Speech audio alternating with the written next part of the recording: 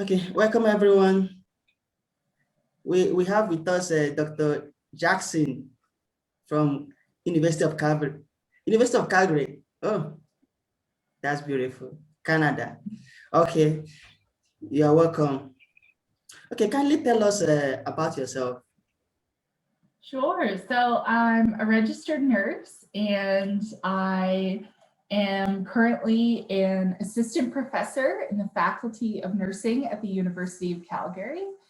And I study systems and how we can make healthcare systems better so that we can support nurses and support patients to have good outcomes. That's great. That's great. Okay, thank you, doctor. Thank you, doctor. Now, would you mind tell us about caring presence? Yeah, I think Your caring views. presence is such an important part of nursing. And so it's not the only part of nursing. I think there's lots of times where nurses apply knowledge, skills, and judgment in many ways in their clinical work or in any type of work that they do. But I also see the value of caring presence as part of that nursing work. And I think it's important to recognize that caring presence is something that is having that presence with patients or with families, that is skilled work. And it's something that is learned and that you have to build experience with. It's not something that is innate or a natural quality for nurses. It's something that is an expert skill. Expert skill. Yes. Oh, that's amazing. Okay, would you mind share any personal experience on presence? I think presence for me when I worked clinically, it's most significant when there aren't medical things that you can do. And I think this is one of the things that makes nursing distinct is that we don't treat diseases, we care for people. And I think understanding presence as a nursing intervention provides a chance for nurses to see that they can do something even when there's nothing medical sort of left to do. So I can remember examples in when I worked in the intensive care unit or the intensive treatment unit. Sometimes we would have patients who would need palliative care. And in that setting, palliative care was a bit of a seen from the staff as a bit of a failure because the purpose was to save people's lives. Once we would start providing comfort measures and palliative care, it wasn't the type of active, busy nursing that we were maybe used to. You don't have to be adjusting medication all the time. You're not doing a whole lot of interventions with the patient. But that caring presence is so important because what you can do is bear witness to what people are going through. So even if you can't change the situation that someone is experiencing, I think it is very powerful to say, you are not alone in this, and I am here to go with you on this journey. And that can be palliative, but it can also be in other contexts as well. But I see it as something that whenever I felt powerless to do anything, like there's nothing I can do to help this person, I would say, well, I can bear witness to what's happening to them and for them to know that they are not alone. And so I think that for me, those moments of presence were the most significant ones. This is beautiful. Trying to let them know that you are there with them. Yes. Yes. Because I think in a hospital, but anywhere, being alone is, if you are unwell, being alone is scary, or it can feel destabilizing if you are in a strange place and there's beeping and there's noises and you don't know what's going on. So I think in that moment, presence can be very humanizing and say, like, I am here with you and I understand this is overwhelming right now, but you are not by yourself. And I think that is a very powerful moment for a nurse. Wow. Okay, do you think nurses practice presence enough? I think that nurses want to practice presence. Okay. I think sometimes our systems don't let them. So if nurses have to look after large number of patients, or they do not have enough staff, they don't have enough equipment or resources, then it's very, very hard to practice presence. Because if you are giving a medication and then you have to go to the next one, and there's however many more patients in the hallway you have to go see, then it can be very hard to feel centered. And I think the focus becomes on tasks in nursing. And how could it not? If you're completely overwhelmed, you're just doing your best. So I think what we need to do is make sure that we have enough nurses and enough resources so that nurses really can be present and practice presence, and the environment has to support them to do that. Because I think nurses know that connecting with people is where they get a lot of the satisfaction of their work. But if the environment does not support that, then it's not possible. Environment, when it is not conducive, becomes challenging to nurses to practice presence. Absolutely. Okay, so can you tell us more how to improve the environment or the workplace in order to enhance presence in care or caring presence? I think one of the main things is that you need enough nurses to look after the number of patients. So it depends on, I know internationally there's lots of different models of care as to what nurses are expected to do.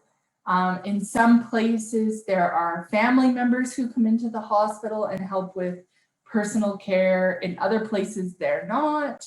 So it's hard to say that there's like one rule for everyone internationally, but you need, in general, you need enough nurses, that nurses have time to build that therapeutic relationship with patients.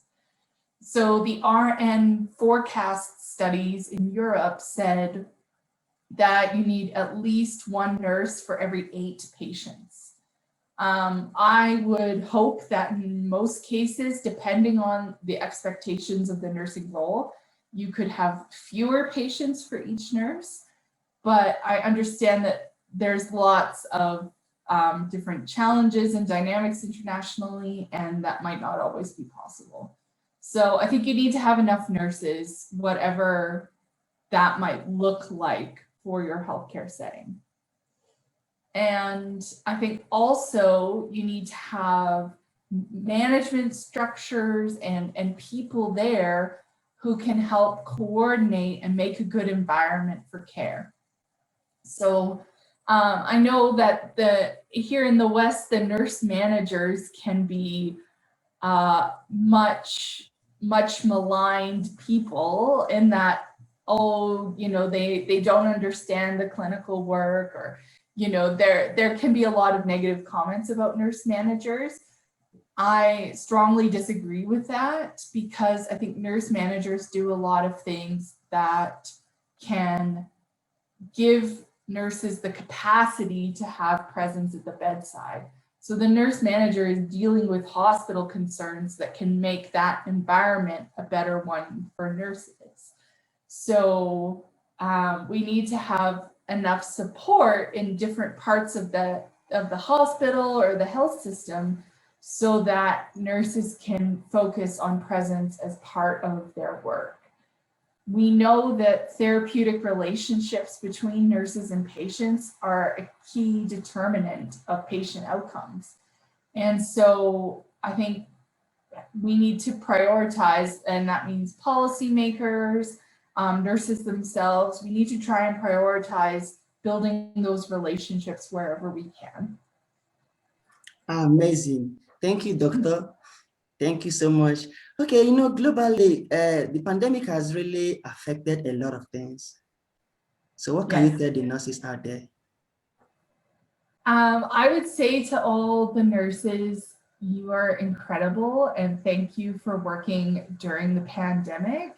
And I hope that if I were to have one recommendation, and this is not only for nurses, this is for the policymakers too, people will need a break. So take a break.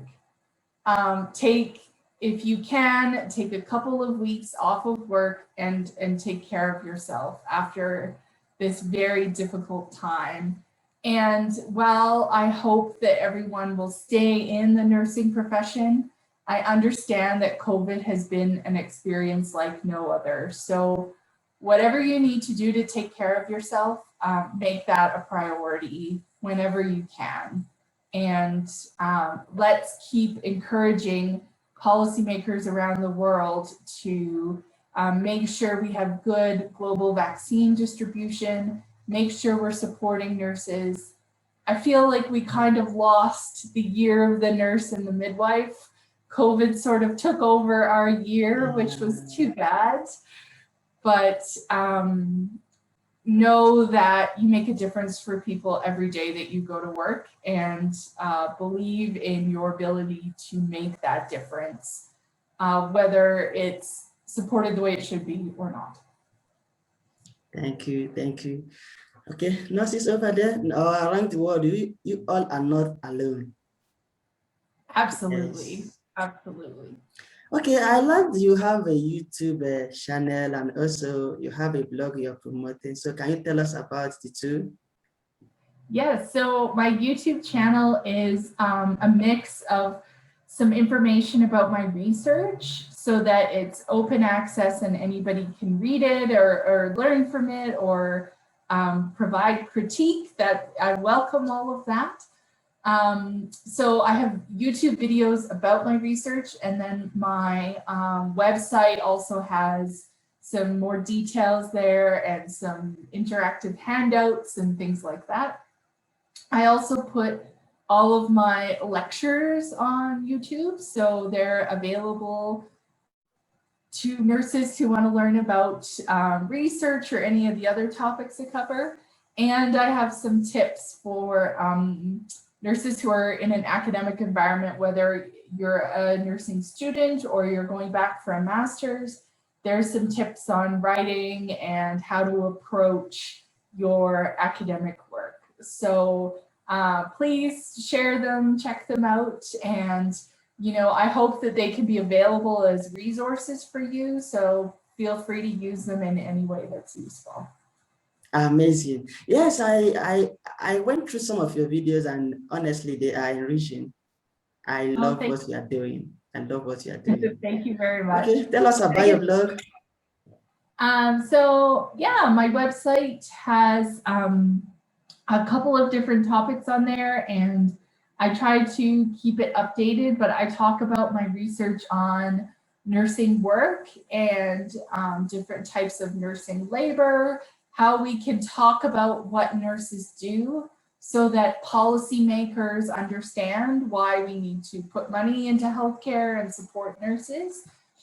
And there's also some resources there to support nurses themselves. So if you want to look at some of my work on resilience in nursing, you can check that out.